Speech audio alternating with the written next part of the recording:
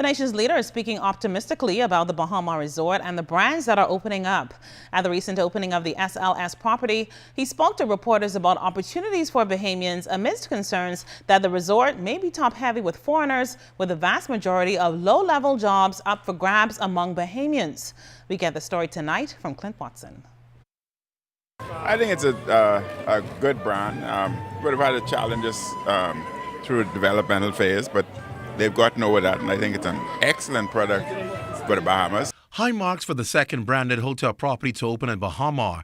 Prime Minister Dr. the Honorable Minnis says the SLS hotel, in his view, was excellently done and has created a great ambiance. He also commended the training program in place, going as far as to say he was impressed.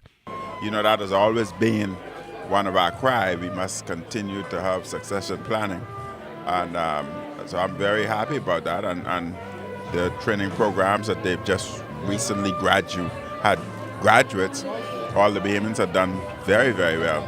Now, there's been some concern expressed about the ability of Bahamians to secure managerial and senior positions at the resort versus foreigners. Prime Minister Minnis says those opportunities will be available, but for those who are trained and skilled. But for university individuals in management, executive, culinary, there are vast opportunities here within the hotel industry. And there are programs for training to ensure that Bahamians can become CEOs. Of course, you know, one of our own, Sandy Sands, who has done excellent in the hotel industry, and he's been a CEO throughout the hotel network.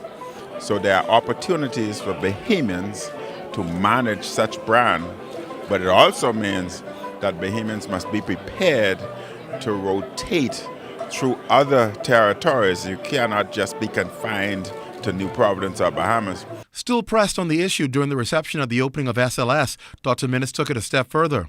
There are succession planning, and at the same time there are training programs in place. So yes, you may find non-Bahamians in particular posts at a particular time, but the programs are so designed that once Bahamian continues to improve their education and improve their performance, where opportunities will be provided for them, then they can move into such positions.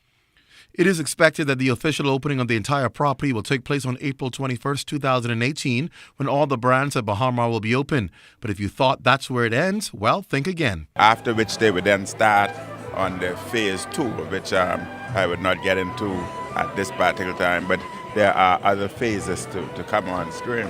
At Bahama, Clint Watson, ZNS Network News.